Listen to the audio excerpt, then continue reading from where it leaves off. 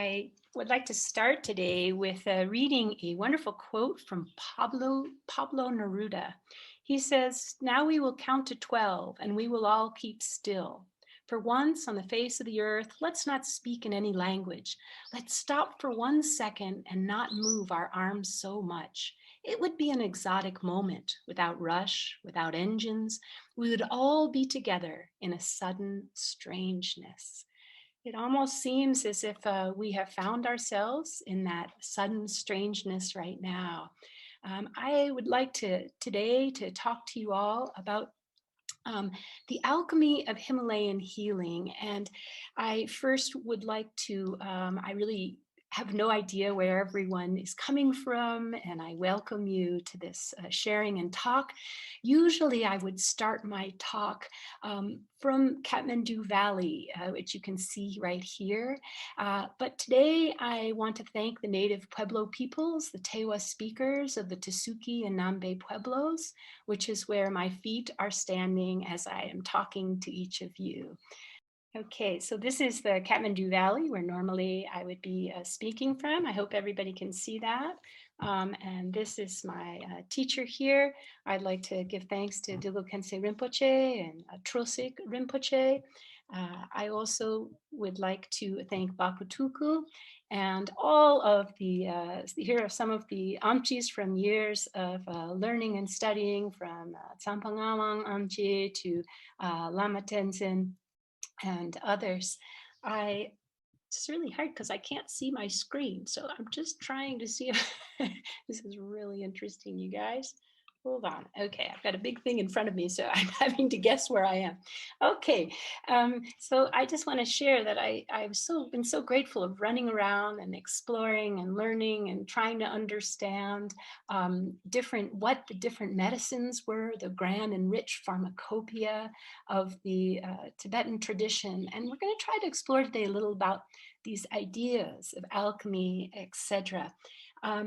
This is I also then got very interested in trying to help in terms of initially I worked in social enterprise. This is down amongst the Chepang people down in the southern part of Nepal, where actually you can get the what's called one of the myrobalans, and it comes from, and so we were working in fair trade. So I've worked in working with women in social enterprise, and we're mostly working in topicals. So I am very humbled because I am not an Amchi like all of you and that are studying to be an Amchi. I'm just a medical anthropologist, and I've worked with women trying to make handcrafted products out of the soaps, but working with traditional healers to do so. So I would like us to start in the Himalayas. So rich, incredible rich diversity, microclimates in each of the tiny, small, little Himalayan valleys. That's what makes it so extraordinary, especially from a plant perspective. The story goes that, of course, that Ayurveda itself was originated in the Himalayas, and that with 52 rishis that first came and met. Why? Because people were meeting in the cities and getting very ill and very sick. Okay, guys. There we go. So hail ye plants as goddesses. In the ancient days, before people could read and write, there was a much more intimate relationship that people had, not only with the outside and the natural world, but particularly with plants. And plants became repositories for all of their stories of that which is most important. In fact, they were considered and worshipped as goddesses. And so to this day in the Himalaya, we still have special plants. Tulsi symbolizes Vishnu. We have plants that symbolize Lakshmi. We have hibiscus that symbolizes Ganesh and that is honored and offered and propitiated and symbolize and represent these different energetic qualities of these different divine energies. So Obviously, most of you know that Soa Rigpa, the medicine of Tibet, is really very highly influenced and syncretic in the Himalayas, where we have Ayurveda and Tibetan traditions coming, one from the south, one from the north, meeting in the Himalayas. And it's really all about balance. This is a picture of Kathmandu today, where I've lived for 30 years, where we've seen profound imbalance, particularly in the wind element with severe pollution, the earth out of balance. So really what's so important in Soa Rigpa is that it's not really just medicine about individuals, but it's about the community and about a relationship to all beings. You could almost call it an ecological medicine, because it's a very profound way of seeing the world and understanding our profound interconnectedness and interdependence with all things. And that means into communities as well. And you can imagine, if you live in a place like this, you're right there up next to the raw elements. And so you have a nice conversation, a nice dialogue with them almost on a daily basis. Our sense of environment is very important. In Ayurveda, there's a traditional concept called Rita, and Rita means rhythm and movements of life. And Soa Rigpa is such a profound way of slowing down and taking a profound look. What is the rhythm of your life? And when we think of this incredible time of pandemic that enabled us all, because so many of us call it the great pause, to look and see, what is the rhythm of my life? What time in the morning do I wake up? What time do I take a crap? What time do I eat? What flavors do I like to eat? Sweet, sour, salty, bitter? And what are the environments that I like to immerse myself in?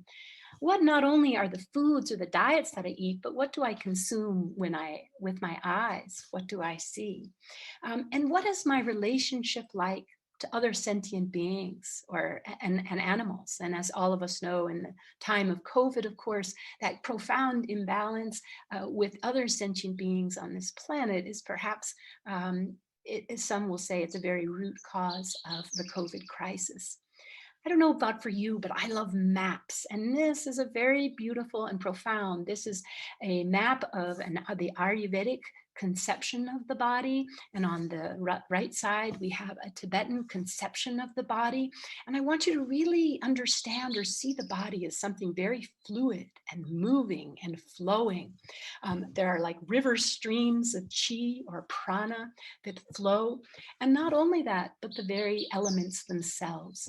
In traditional Soa Rigpa Tibetan medicine, we are made of the elements themselves, the very earth that composes what we see outside, creating those mountains, and the very earth that our feet are standing on. This also composes molecularly our bodies and flows through us, water and earth.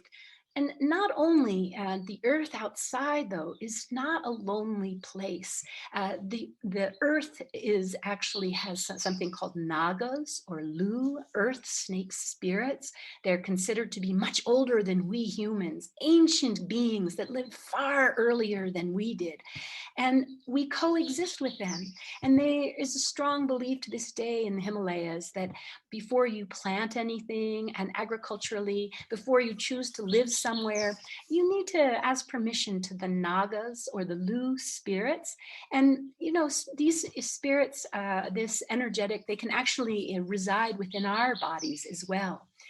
So we live in a very thick and dense world. The Himalayan cosmology of healing is a very wonderfully rich world of many invisible and unseen beings and spirits all around us. We are also composed, of course, of the water element. Mapam Yumso, or Lake Manaswarvar, is considered to be the source of all water in traditional Asian mythology, in which the rivers that flow through the Himalayas, many of them come from. So this water element that resides not only outside of us, but within us. And also, of course, is the fire element that sustains us, helps our digestion, that exists outside as well as within us. And of course, there's the wind element. And the wind element is also accompanied by the space element. And because actually, if you think about it, we with our lungs and the space within us, but it's a very profound concept when we look into particularly into mental illness.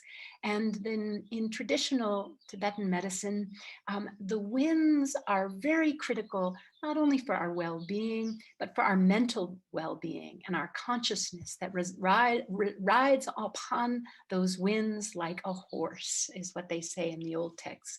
So we not only live and reside in the elements, but the elements reside and live within us. Unfortunately, I can't even see the screen in front of me, so I haven't some idea of what it is. But I know that I'm trying to share with you that there are many different qualities of winds, and I want to really express to you that you see, like all of the different elements, they reside in different parts of our body, and when they move to where they're not supposed to be, that is often when illness or imbalance can occur. But I really want to share with you, because really the point of our talk today, when we talk about the alchemy of healing, is you'll notice that even emotions reside with the winds in different parts of the body. Look up at the top at the crown chakra, and you'll see even way down below where the desire and ignorance. So this is a map not only of our bodies, but of our emotions, and where our emotions somatically reside within our bodies. Really very interesting, profound way of conceiving the body in a way very different than we in the West do. But not only, when we look at the alchemy of what it internally in our bodies, we have to understand the alchemy of well-being of ourselves and what is our environment and how does our balance, which of those do we have most of in qualities? Are we mostly of the air element, of what known as lung? Are we mostly of the fire element known as pitta in Sanskrit, or tipa in Tibetan, pagan, which is actually an Arabic word. Most people don't realize the flow, because really incredible Silk Road medicine that we have here. But so really, what is our relationship to the elements outside of us, and how does that impact us? I'm talking to you from a very dry desert. How does that impact my health? We have to look around us to understand how we can really have the best health in terms of how well we take care of our environment. So I want you all to put on your seatbelts or put on your galoshes, and we're going to go in a very wild little bit of an adventure. We're going to go through some sacred mountains of ideas, and it's going to be rocky, and hopefully I don't end you up on cliffs. It's going to be a bit of a wild ride, maybe a little bit of a pilgrimage too, and I hope it won't be as intense as for these pilgrims here going around Mount Kailash prostrating. But let's see where we end up.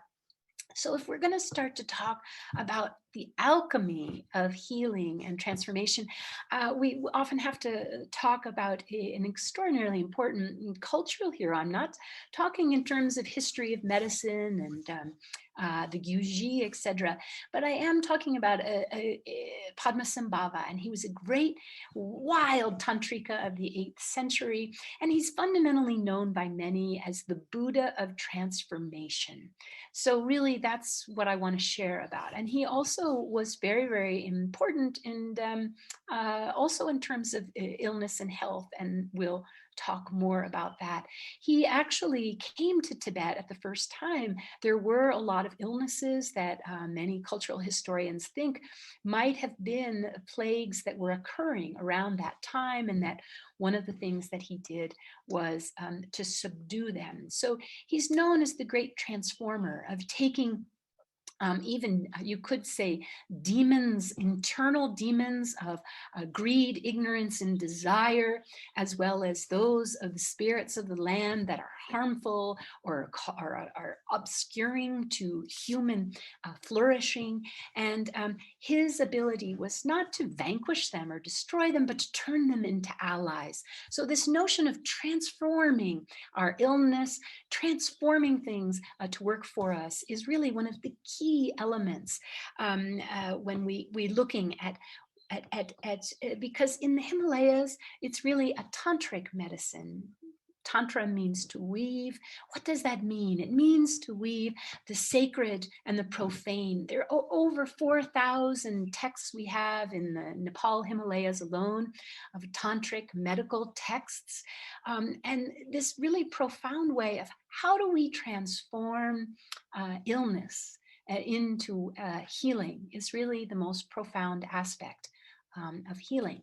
So I want to talk a little bit about alchemy, because when we look in the history of alchemy in the West, we notice and see that, of course, the real goal was to transmute minerals, etc. And they were looking to try to create gold. Gold was the great quest. And yet what's so interesting, while they were looking to try to transform things into gold, it was really the precursor to modern day chemistry, was early alchemy in many ways, and the experimenting that was going on. You can see some of the wild things that were here. I have no idea what I'm looking at right now. Somebody might have to tell me. Okay, what's so interesting is at the same time here in Asia, what was going on was they were looking at how do we actually transform our breath. How do we actually work with plant alchemy for immortality or long life? And why? Because for them, the real goal was liberation. And so if you want to be liberated, you're going to need as much time. It's not such an easy thing to do. And you're going to need as much time as possible. So trying to figure out now how to transform the body and those elements, to purify those elements, was the great quest in the medieval times in India, and it influenced very much into Tibetan medicine. This is an image of a Jaina. You can see they were some of the first to wear their masks. They also were some of the very early botanists and biologists. I mean, if to really understand Buddhism, it's very, very important to go earlier and explore Jainism and understand its influence. For example, ahimsa, which we know, the nonviolence and not disturbing bugs or creatures, which was very important. But for the Jainas, it's really interesting because I wanna talk to you guys about a very important concept called rasa. And for them, rasa was the ability to take any food, because they would beg for food, and make it into something tasty and delicious. So I don't know if, I hope this is an image. I really can't see my image. So of a woman, is this a dancer? So if it is, I want to share with you. Oh, no, it isn't. Okay, what it is I'm going to go on a quick detour and just share with you a little bit to give you a context about what goes on in the rest of the Himalayas before we tell you a little more about rasa. So I want, you can see that there's a lot of devotion to the gods, and a lot of people are praying right now during the time of COVID. This is Ama Bumbo, and Ama Bumbo is a wonderful Tamang shamaness. Here she is. She's praying to some of the more chthonic earth spirits that reside around, those invisible spirits around, to understanding them. This is a picture of some jankris. They are they're Tamang shamans from up in the mountains. And again, they are summoning their earth spirits, the spirits of the sky and the earth and the land, the elements that surround them, to heal, to make sure that people in the community are healthy and safe, that their crops grow. And you can see that this is also then on the far western part of Nepal, where they're called damis, not jankris. And the spirits, the local spirits, come to them. And you can see that it's communal healing. The whole community comes out as the spirits will speak and talk to them. And here is a Dami. He's on a pilgrimage, and he reaches a certain spot, like an acupuncture point on the earth. And it's exactly there where these ancient spirits of the earth and land will reside, will come down and enter and speak through and tell him, bring him back wisdom and knowledge to impart to the community and village itself. This is Pawa Angshu. He is, again, I'm sharing a little bit of the charismatic traditions on the fringes, because I assume many of you are studying traditional Soaripa Tibetan medicine. He comes from nomadic stock. Here he is he's going into trance. And he's actually doing one of the oldest rituals, which is to call the La, or the soul, back into the body. And if you'll notice, he's wearing a mirror or melong on his chest for protection as he puts his consciousness over into the altar on the side, so that he empties himself, so that the divine can come down to the earthly realm and to heal. This is Siddhi Gopal. I wanted to include him. He was one of the great Ayurvedic masters of Kathmandu Valley. He's lived to be 102. He used to tell me that as much as an expert as he was on herbal medications, that for him, it was meditation, was the great medicine of all. And I wanted to just share that, you see, there's also rituals that are healing, that are community rituals. This is a Newar ritual traditionally done yearly in the month of January. They bathe in the river as whole communities. And again, it's to rebalance and to purify. And these are done as community rituals of healing and celebration. We go all the way over now as we're traveling to Ladakh. And I don't know if any of you have ever met the extraordinary Lama, Lama Sebu. She has the Dalai Lama. Whenever he comes to Ladakh, he always brings special greetings, because again, she channels the protectress Palden Lamo of the region and area, and so she can heal others. This, on the other side of the Himalayas, is in Bhutan, and this is a Delongma from Paro. And she, as you see, she channels Vajravahari, but I just love her because she tells that Jay Kempo, who's sort of like the Pope of Tibet, of Bhutan, excuse me, you know, what to do. She says, I told him what to do. So she's very visionary. She goes to the other realms. She actually goes through the cycles of Bardo, through all the different realms, and she can talk to the dead. So she becomes like an intermediary between them. So I wanted to share some of these charismatic aspects of healing, as well as just to remember the good and the simple, which is so Rigpa emphasizes really preventative medicine, and that we have to remember always that food itself is medicine. So that some of the greatest doctors are your mother. It's in your kitchen, and it always has been. And when you live in the Himalayas for a long period of time, you realize that there's this very high, elite, educated tradition of the traditional amchis, but there is also moms who work in the area. They have to gather their herbs from what they have there. And it's a slightly different tradition in some ways, the unspoken tradition. There's some very interesting research that's been done throughout Tibet, as well as the Himalayas, on that, the women's oral traditions of herbal knowledge. So there is honey, which is understood as one of the great rasiyanas, again, of one of the great adaptogens, and keeps you going long, the alchemy of long life. This is a wonderful, famous, his name was Dud Baba, and lives in Pashupatinath, and he would drink he lived on only milk. He didn't eat any other food other than milk, pure milk. And the idea of milk, which, as we know in this part of the world, is very controversial when we talk about healing and health. But for him, it was a pure food, and he could live on it purely and wholly. Now, I have no idea what I'm seeing here, as I cannot see my screen. So I'm going to Hanuman.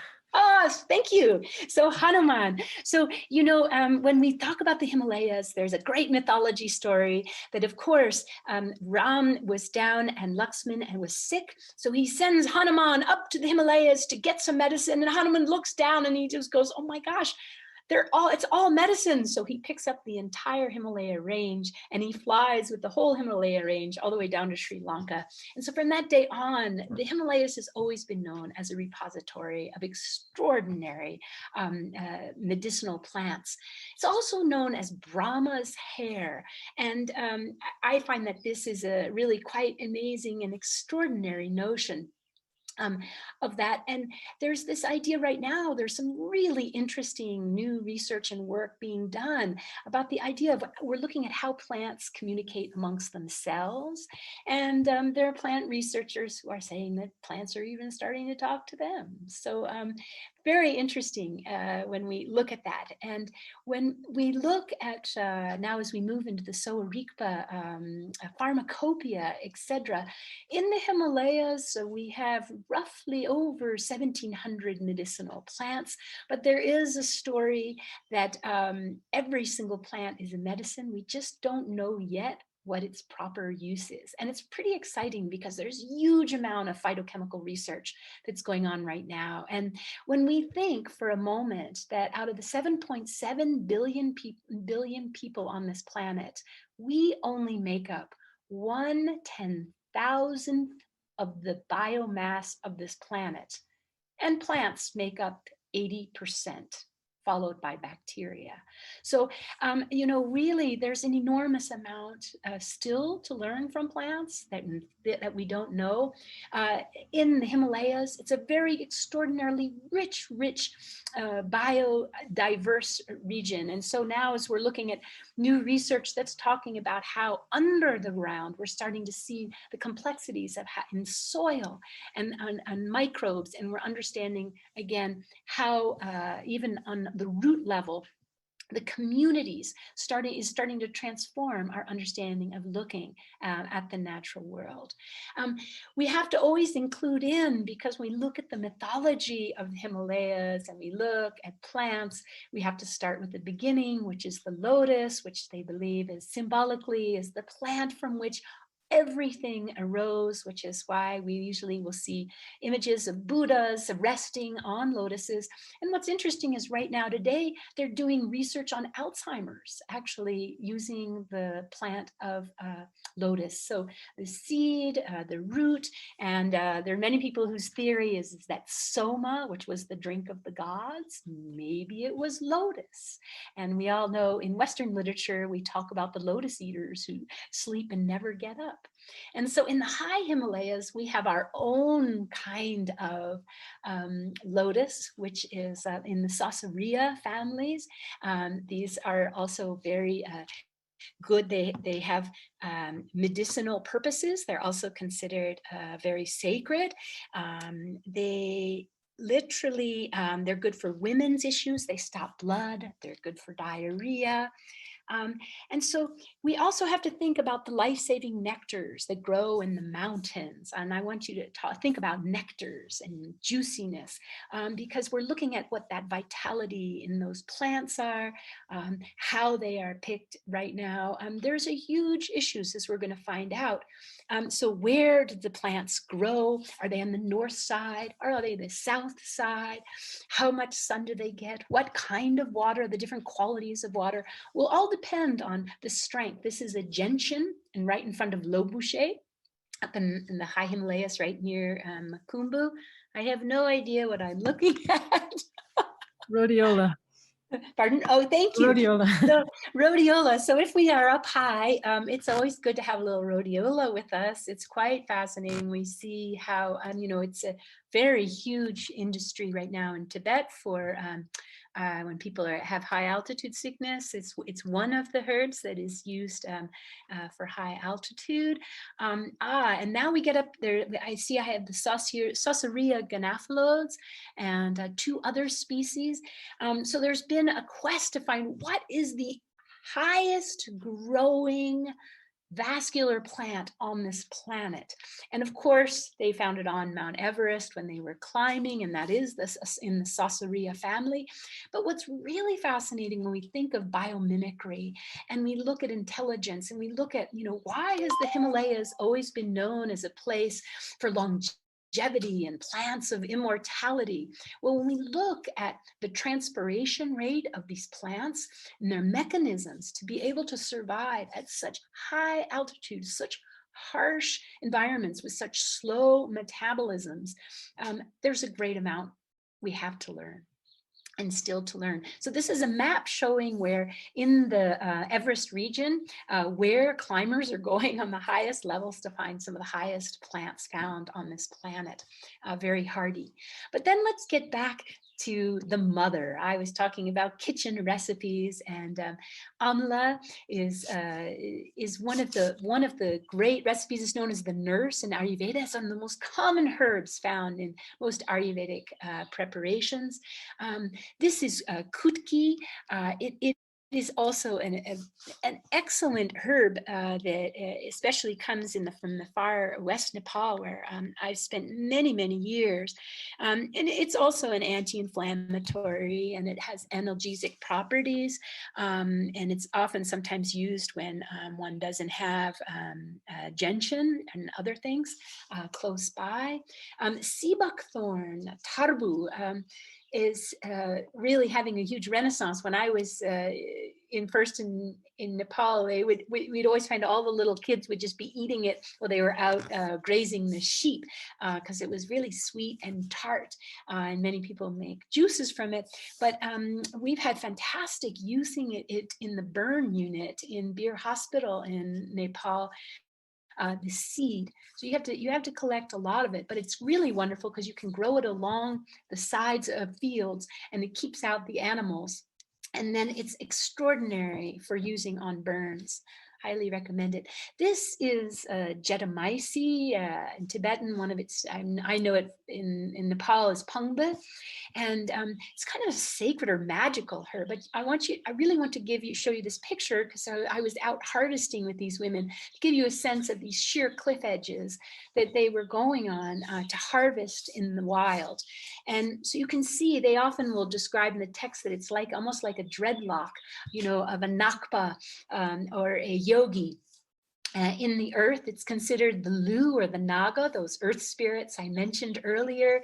They love it. So it's very grounding. It's similar to valerian. So it's good for nervousness, anxiety. It's considered a good heart medicine. They also sometimes people use it for hair loss. I know this plant is Panch Aula, and it is also often traditionally used for infectious diseases. It's considered very good. And now what I want to share, so the harvesting is very important, of how you harvest. Do you actually talk to the plants? I mean, I had one of the Amchis I learned and studied with.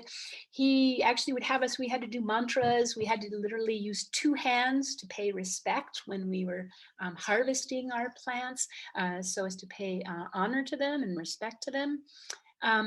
And so when we harvest, I want to also share with you, obviously, something like pomegranate, known as sendu, anar in Sanskrit. I know a lot of anars up in Mongolia. They use it as a name.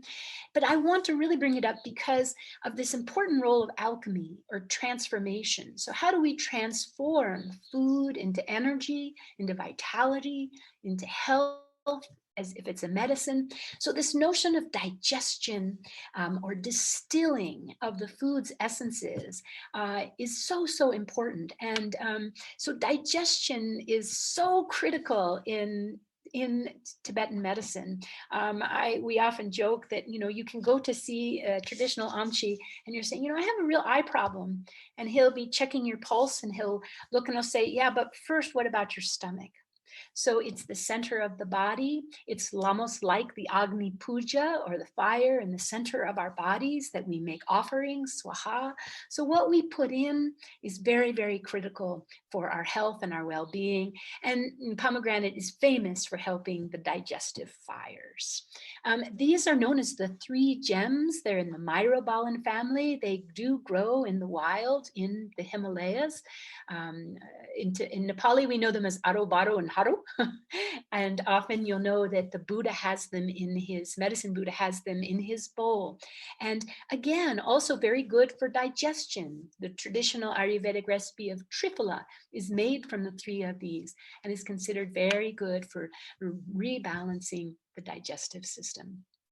Here's some different herbs here. I just have to show you that the one on the very bottom left is known as Shatavari, she who possesses 1,000 husbands. It's a fantastic female reproductive herb, also for just a women's reproductive cycle and for regularity, for menses, for menopause. And then you have right to the right of it, you have Shatavari. Excuse me, right to the right is ashwagandha. And ashwagandha somnifera frang, the other is asparagus rasmosa is the name for shatavari. And in the old Ayurvedic text, traditionally, you would put those together like an alchemical solution, like a union, like Shiva and Shakti, they would say in the texts, like Mercury and Cinnabar. You put them together in union, and traditionally, particularly, they're very, very good for old people as a real rejuvenative, a real tonic. So I just want to share with you the plethora of the richness. I could never get through. I worked with 87 herbs and I only worked on topical herbs. I have not even half the knowledge that most of you out there have. But what I want to share is just the richness of the pharmacopoeia and really emphasize that this was a Silk Road medicine. It was many medicines, such as like nutmeg, would come from the Malacca Islands in Indonesia. And so the further away it traveled, the more precious it would be. Very different than our Western conceptions of local is best for us. The history, the tradition of the Himalayas also was, hot and cold, the different qualities of the herbs. So you had to gather herbs from from hot places to help to cure illnesses of the cold and vice versa. So it was an extraordinarily beautiful exchange of herbs from all over the world. Now we also have religious medicines that are made in the monasteries. They're not made by amchis in their clinics. And these are rilbu are often traditionally made also to dealing with, so for consciousness and for compassion, and are potentized and imbued traditionally with mantra. This is showing you very recently now some of the herbs that are being used and recommended and suggested for use during COVID. I wish I had this up, I could see it so you guys can read what I wrote, because I know that there's yam and turmeric and ginger is what most people commonly are using in Nepal. I was just on the phone with my son-in-law who's an Amchi, and he says they're using passion fruit, and they're making a lot of new tongues. It's really interesting. Tang means it's a concoction of powdered herbs that is cooked almost to make like a tea, a saturated tea.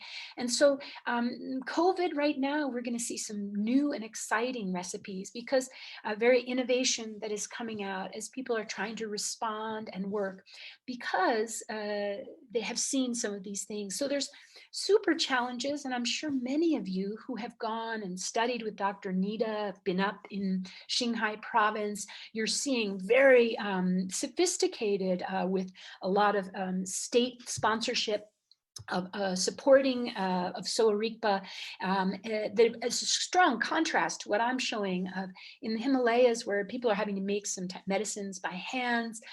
There is an upgrade of manufacturing, because right now Tibetan medicine is worth about $1 billion. And I'm going to talk a lot more about some of those issues. So we have things like silagit. So silagit is a tar that grows on mountains. The king and queen of Nepal used to have their own private silagit collector. And I used to go down in the bowels of Asantol, and you would go to find the very best silagit, and you'd have to be up and scraped off. And silagit is a mineral tar traditionally also used for long life and longevity. There's belief that often the first looking for finding Khumbu and the Everest region and linking it to Kathmandu was for people looking for more silagit. And then there's things like a Cordyceps sinensis, which is Yartsagumbu, which means summer grass, winter bug. And what's really important, this is some nomads in eastern Tibet, and you can see that have gathered this, but whole economies are and whole communities have been reliant on this. At its height, there was a huge craze. It was there was valued at up to $40,000 a kilo. So it's a very fascinating, because it's a fungus that actually takes over a caterpillar, and then like a zombie eats it out, and then sprouts again its spores in the summer as grass. Very brilliant. Don't anyone ever say that fungus don't have intelligence. Yartseguma most certainly does. But so when we look at the economics of it, here you can see in the Dolpo regions, it's often the marginalized communities. And just in sociocultural history terms, we had a Maoist guerrilla movement in Nepal, and it was actually, as like most guerrilla movements have funding from usually, drugs or guns or something. They were able to, the Maoist movement was funded through the taking over the sales of Yartsegumbu up in Dolpo in the northern part of Nepal. So unfortunately and tragically, so many of these medicinal plants that I've shared with you, from the Jetamyce, which is known as the Indian spikenard, which is even listed in the Bible, the one that looks like the dreadlock, to the kutki, to the punch aula, all of these are endangered, actually, and they're in the wild. So there's been huge push and efforts, been trying to work on different plantations for them. And it's very, very complicated. It's not simple to try to take a wildcrafted herb and then, from Tibetan medical perspective, if you just bring it down in altitude, it's really not going to grow. So it won't have the same potency, they argue, even though Western medicine looks and says, well, we can't see in our spectrograms any difference. It doesn't seem problems. And just in case anyone ever tries to sell you fake dragon bone is a part of the pharmacopoeia. If you stick it on your tongue, it'll stick. And I remember I just couldn't believe it when I met a paleoanthropologist she wrote an article for the Natural History magazine up in Mongolia. She said, the coolest thing, if you take a dinosaur bone, you put it on your tongue, it sticks. And I said, no, it's not a dinosaur bone. It's got to be a dragon bone. We call those dragon bones. Very good for knitting broken bones traditionally, as is the blue poppy or the Mechanopsis traditionally up in the areas. So as I was sharing that, the herbs come from the north and the south.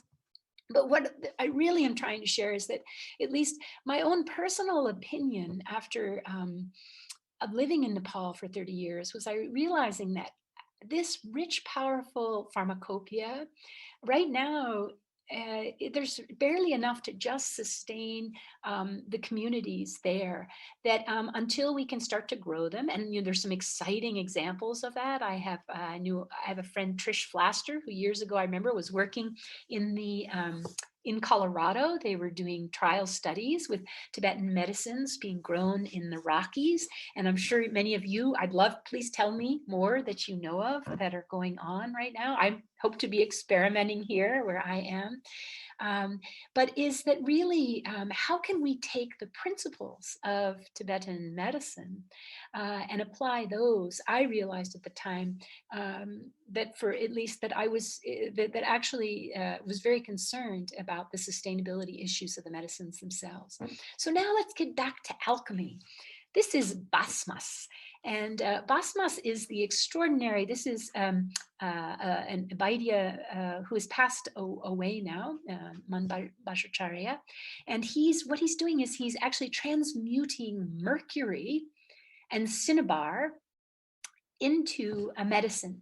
And they believe that these are traditionally for long life and very healing. And you can imagine that for us in the West, we say, wait, but you're not allowed to let those kinds of ingredients in. But this idea that in small micro dosages, things that we would consider poisonous, if properly transmuted, transformed, become powerful medicines.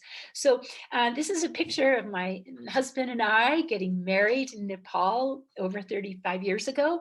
And we have a Devi who's marrying us. And actually, she had to make a basmas. Actually, it's part of the ritual of literally, she has to unite alchemically our atmans, our souls. And then she had to look at the bottom to see how it had burned. And she said, yeah, I think you guys are pretty good to go. So over almost 35 years on, I guess the basmas predicted correctly or properly. She did it well. I have no idea what I'm looking at here. Can anybody tell me what I'm looking at? 64 arts, diverse pleasure. Oh, thank you. Yes. So of course, after you get married, we all know the Kama Sutra.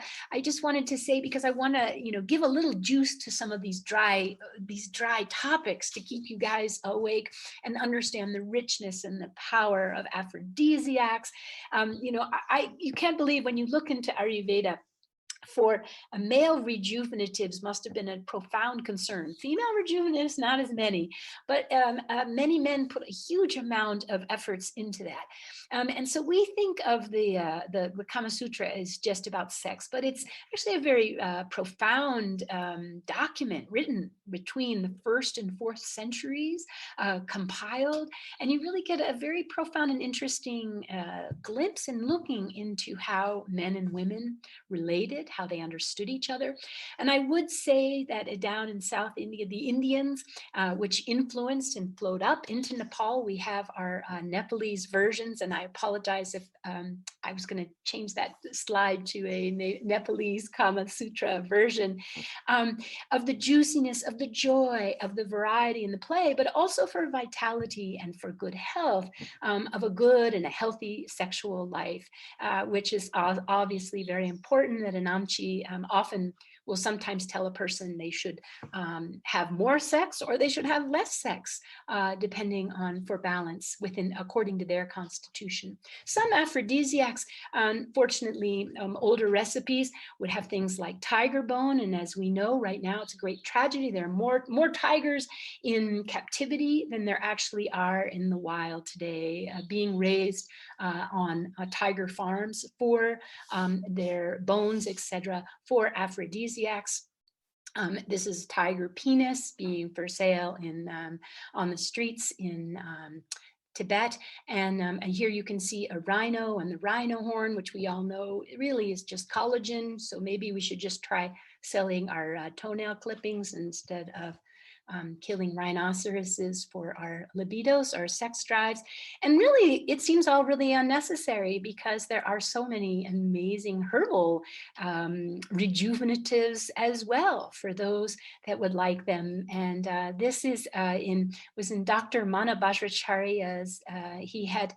Was a 13th generation traditional healer making his rich concoctions.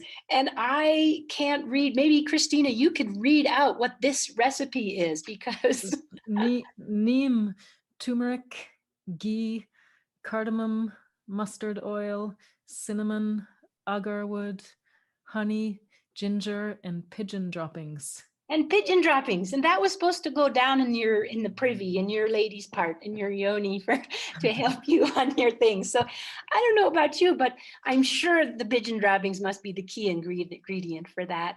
And maybe you can help me by reading this one. All I know is that love can also be quite a virus, and in fact, newest on the neurochemicals when they do neuroscience of love, it's basically similar to madness, actually, in terms of levels of your dopamine and everything. If you've ever been like crazy in love, mad in love. So the crazy wildness, madness of love. And it's fascinating when you look at language and love and the alchemy of all those things. We see 8 different types of love in the Western world, in the English language speaking. You can see the different kinds, from eros to friendship, etc. And now I want you just for 1 second to take a look at this. Look in India.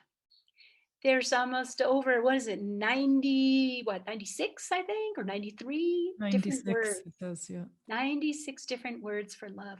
Very refined, when we think about the Inuit and the qualities of snow, or we think of the Mongolians and the different kinds of horses, the refinement of the emotion, of the subtlety of those of desire and understanding desire in a very, very refined way, having looked at it in a very, very deep, deep way, is a really very, very rich tradition. And it's very interesting because then we go into the Tibetan traditions, with the Buddhist overlay. It's interesting. I love you, you can say, but there is some connotation sometimes of dochak, or this idea that there's, we also will say ninje, from the heart, I love you from the heart, soft, sweet warmness. But this notion of the destructiveness of wild passions out of control is very, very strong, or the suffering that can be caused by great passions. So I again want to share with you on the Hindu side. So I'm really trying to bring in the syncretism to help share. There was the ancient story of the churning of the oceans for nectar, for immortality. And out of it also arose the poison of the halala, which is considered to be the poison that many believe is what the origins of COVID itself, or pandemic, is caused by. But this notion of churning and movement to create the nectars of immortality, I have no idea what I'm looking at. Can somebody tell me? Rasayanas. Finally, never thought we'd get there. So you can see here's a sadhu with the links. The Rasyanas were these rejuvenatives on the path to liberation. But you see also the commercial conception. Here's a commercial notion in Tibetan, the word for rasyana. So what does rasa mean? Rasa means juicy. It means also, it refers to emotion, all the sensual pleasure, the five senses. So in Buddhism, often there's this notion of cutting off the five senses on the path to liberation. But the rasas is the joy of being alive, of feeling every taste, sound, touch, feeling and knowing and touching it all. So the Chulen is different when they translate the rasyanas, which there are many texts for longevity and long life. How do you keep ourselves juicy? It also refers to the sap inside plants themselves. That's the rasa. You go to see a great play, you say, oh, I love the rasa. It's like, they're considered to be 8 different kinds. Is it an angry rasa? Is it an emotional? It's all the emotions. But rather than being denigrated, they're celebrated. And so in Chulen, when the word rasa, it's very fascinating, and it gets translated and moves on up into Tibet.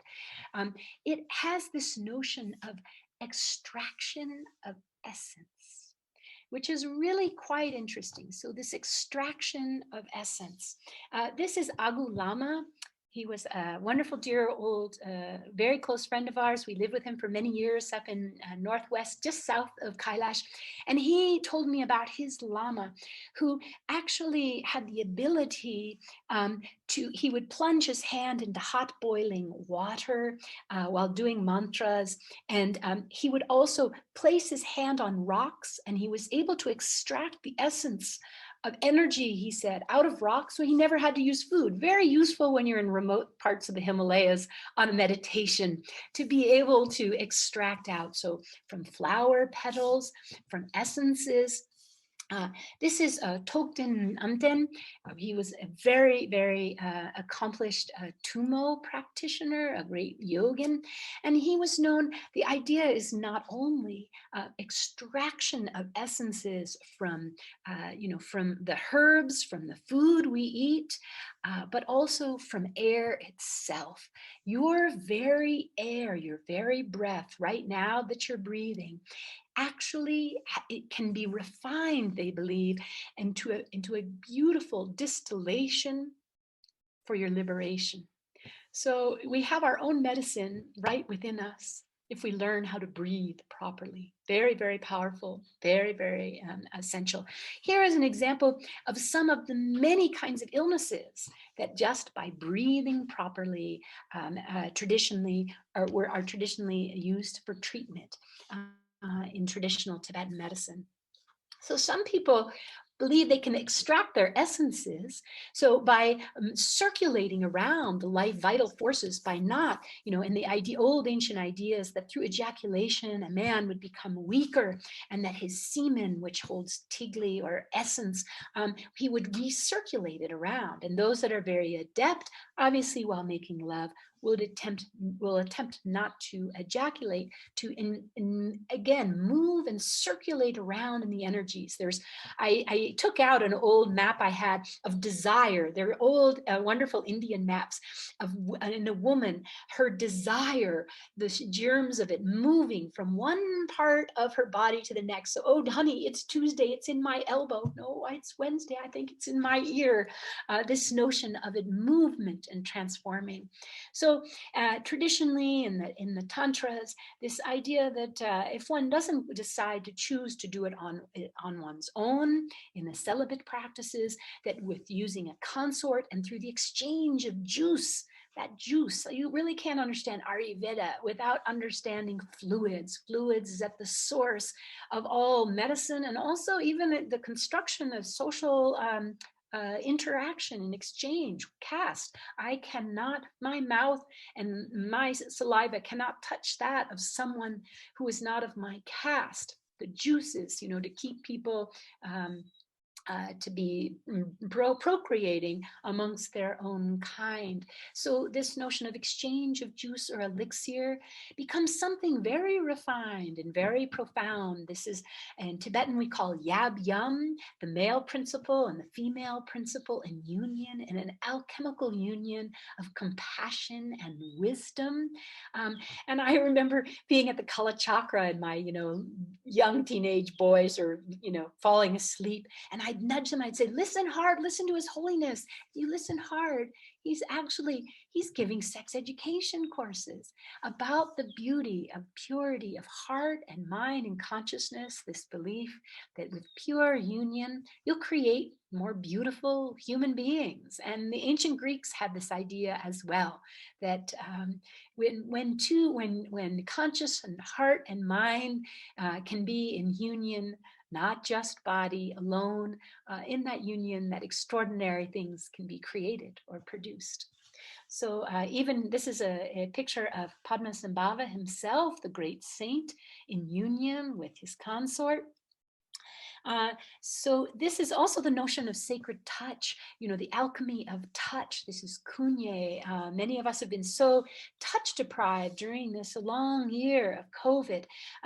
Here we have, she was one of the royal midwives and she helped to give, she was there at the palace teaching some of the secret messages for whispering to the womb, so that the mantras, so that you can shift the child in the womb. And she's teaching my dear friend, 85-year-old Joanna Clare, who kept most Chatro Rinpoche and many great lamas in Nepal alive for many years with her beautiful, rejuvenating, soft and gentle touch. And so then there's been a huge revival, very exciting, in Tibet, very cold. So all those texts, they made their way up, influenced by Ayurveda, up over the Himalayas into the plateau.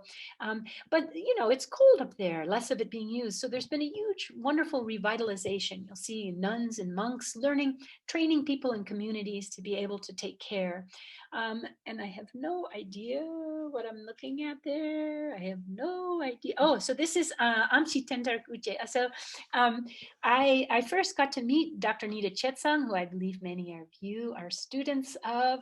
And I can't even begin to tell you how much I'm so grateful, because very complicated to get the rice eaters and the tsampa eaters all together. And they right to this day, Sowa Rigpa traditionally is not completely recognized by the government. Very difficult. And Dr. Nita was able to come in from outside, and he was able to help with Amchi Tenda Gujje here, and they were involved in the creation of the Sowa Rigpa college, which has been hugely important for the development and preservation of the tradition in the Himalayas. I have no idea what I'm looking at. I think I'm looking at Trogawa Rinpoche. He has long passed. He was one of the foremost, again, very important in bringing Tibetan medicine down from exile into India and setting up institutions, ensuring that the continuity of the knowledge would continue. Oh, is this maybe that was Sampangawang. Okay, this is Sampangawang. It's really challenging, guys. I haven't got this much of the slide to look at.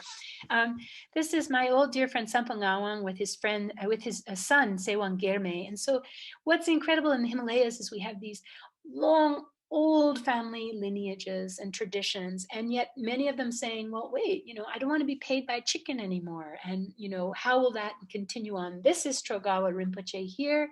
He's he's actually in the great art of pulse.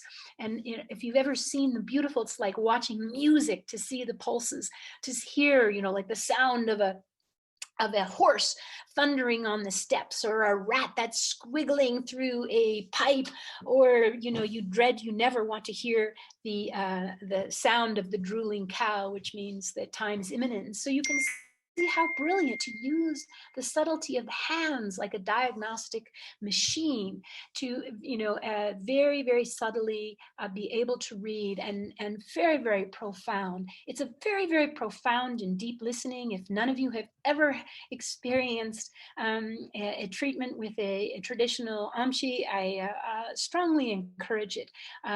In terms of for lifestyle, I have this is Troga Rinpoche again. It's this very, very deep, deep listening. This is my son-in-law, Amchi Sherab Barma. And again, what's very interesting is watching how Amchis out of the Himalayas are trying to become almost international, how they're learning how to translate the tradition outside because they can't bring that pharmacopoeia with so many endangered animals. Not only some recipes have animals and things, so they've been using mipam, they're working on substitution, but trying to understand how they can bring those principles out to the rest of the world as well to create balance beyond their borders.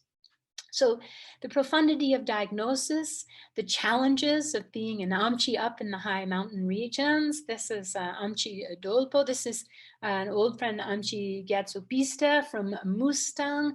You see his father up there, and he and his, this is his brother Tenzin La, and they created a school, a Lo Kunfen school up in the high mountains. But it's a very profound struggle.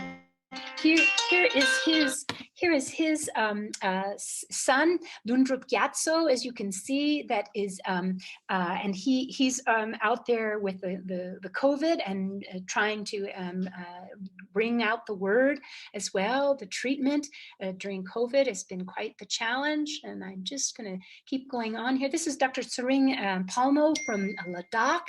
She's quite an extraordinary reviver and revitalist.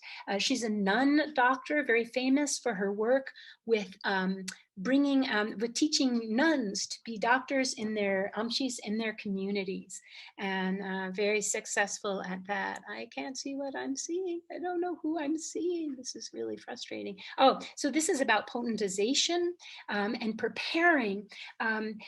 So in the traditional, this is a medicine Budo Wang initiation. I assume many of you who are studying Tibetan medicine have already received. This one is from Choklung Rinpoche, passed away, that he gave to all the traditional Tibetan doctors at one time.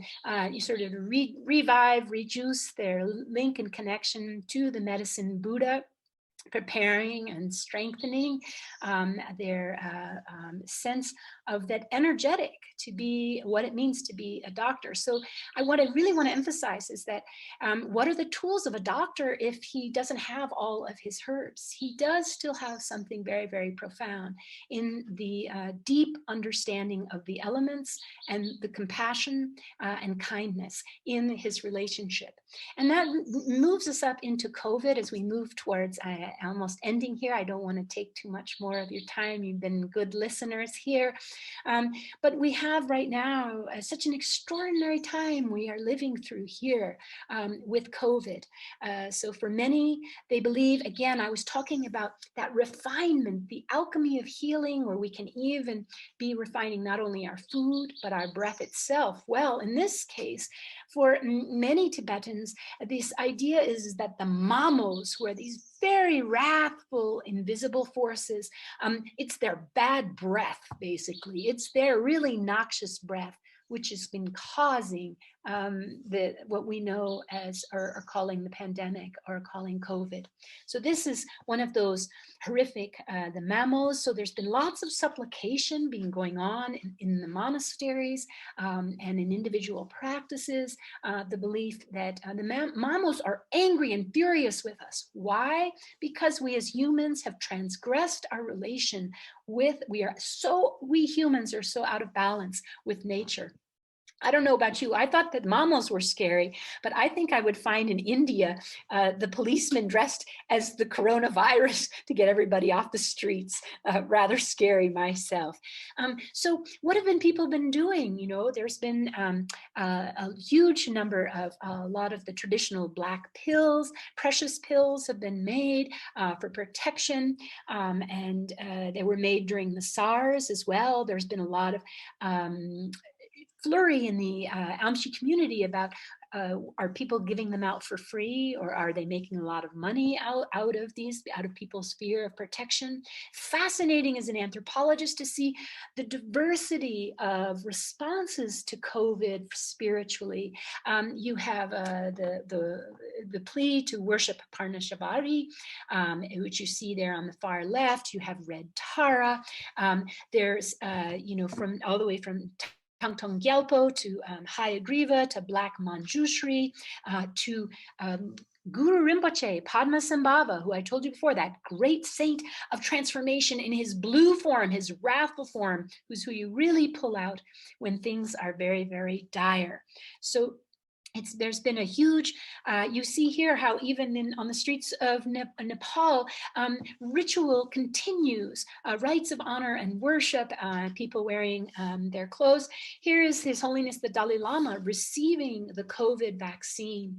And it's really quite interesting when we look into Bhutan, where we see here is the Prime Minister, and there was a young woman, Nida Dolma, and she was, they looked up the astrology. Bhutan was able to get the virus shipped to them in January, but they looked at their astrology, and the astrology said, no, you have to wait until March 27th. And she was, it needed to be a woman of a certain year, born in the monkey year at a certain time to begin the first one. So when the shipment came in, they treated it like a ritual. It was ritualized. They brought the COVID vaccination in, and then it was through the helicopter transporting it all around. They were able to, in less than a week, have over 70% of their population vaccinated. So they're doing quite well. I have no idea what I'm looking at, but about resilience.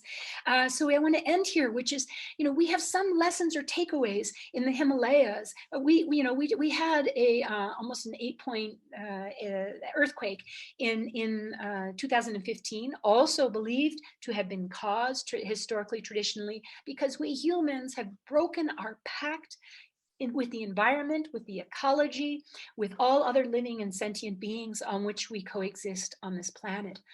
So the Himalayan peoples have shown extraordinary resilience, the ability to rebuild, to regrow. And I hope that I can leave with that idea for all of you, the inspiration that if we work together, this great pause that may have been very challenging for each one of you personally, individually, that it's also great opportunity in the most complicated times, like the lotus that rises out of the mud, in the most difficult and challenging times, best times for practice, Buddhist practice. It's also a time for possibility for change and need for profound change. So there's community change. I often work with a group called Acupuncturists Without Borders, and it's very powerful. We did during the earthquake. We were able to work with whole communities all at once, sitting in silence, with pressure points on their ears, going into that deeper place to awaken their own healing energies within themselves, going inward to find the resource or resiliency. So one can do it in community settings. Traditionally, historically, this is up in Lubrock, traditionally where they do the dark retreat, the option for returning to find great resiliency. And also, of course, there's the neuroscience of brain science. And, right now there's huge amounts of research of showing, how do we find that we actually have our own biochemicals? We don't even need the medicines outside. If we can properly, that actually even meditation itself can be a form of meditation to go deeper internally. We have a choice of our fight flight responses to learn to not react so quickly and jump into fight or flight, but to actually go to our parasympathetic nervous system and calm and relaxed. And that's a choice or an option that we can train our minds to work with. I have no idea what I'm looking at. So, I see. I had His Holiness the Dalai Lama, and then you're seeing a Bayul or an inner lands. So, what we visualize inside our worlds, what are the beautiful, the alchemy of the inner worlds that we can create? Some people, they say, don't look inside. You really wouldn't want to know.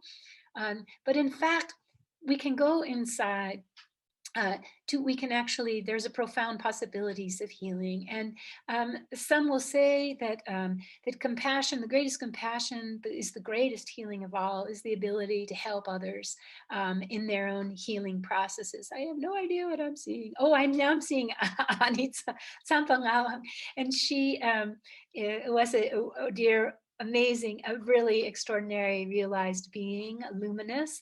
Her nectar was flowing and delicious. And I think that I ask each of you if you have recognized, the time where you have tasted. So rasa also means tasty, like the flavor of food. So you can the taste or flavor of a human being. How do they taste? And in someone who has done deep practice, they're inside, they taste delicious. The very air around them is delicious. It tastes really good. This is Ani Sherab. We went on a medical expedition many years ago up in Tibet with the Red Cross. It was quite extraordinary to see how the nomads would choose.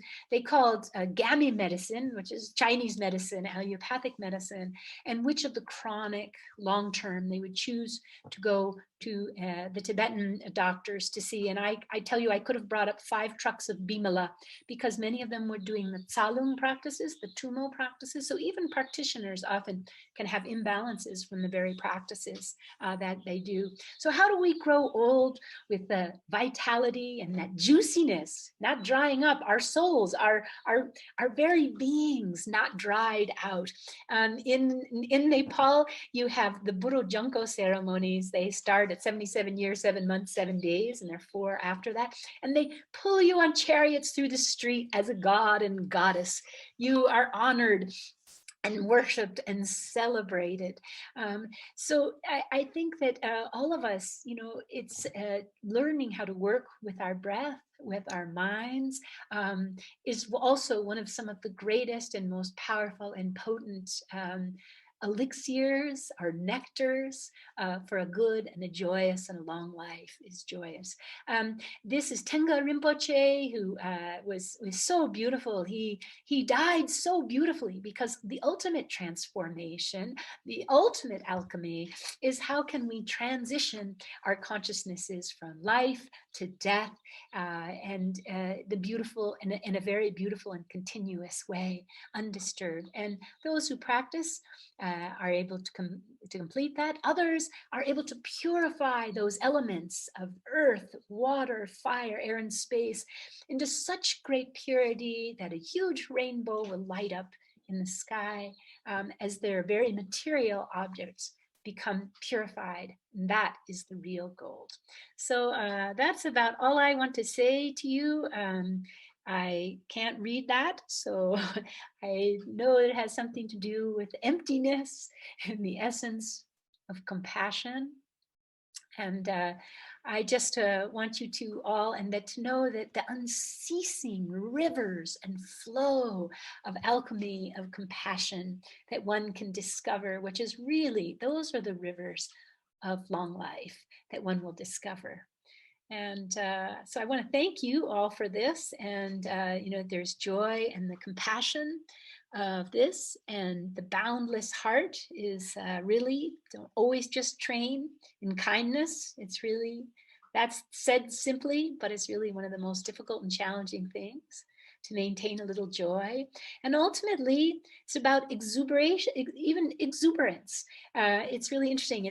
Exuberant was an old term, an old alchemical term about the earth exuberant in delight.